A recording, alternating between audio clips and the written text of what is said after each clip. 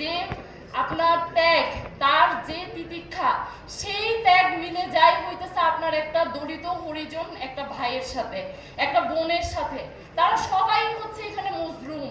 তাদের হইতেছে কাউকেই তার মানবিক মর্যাদা দেওয়া হয় নাই, কাউকেই তার নাগরিক মর্যাদা দেওয়া হয় নাই। আপনাদের যুব শক্তিকে এখানে পাথেয় হইতে হবে। আপনাদের যুব শক্তিকে হইতে হবে ভালো রাজনীতিবিদদের আতুর ঘর। আপনারা কি পারবেন এই ভবিষ্যৎ বাংলাদেশকে ভবিষ্যৎ রাজনীতিবিদদের আতুর ঘর উপহার দিতে?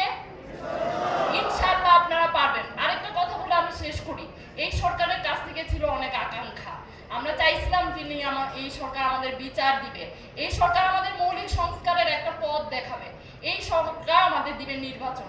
আমরা দেখলাম তারা শুধু নির্বাচনটা নিয়ে শুরু করছে তোড়জোড়। তাদের নির্বাচন নিয়ে অনেক চিন্তা, অনেক তাদের তারিখ দিতে হবে, কিন্তু যেই বিচার আমি চাইছিলাম সেই বিচার দেখে হাসিনা এখনো দিল্লির নিরাপদ আশ্রয়ে।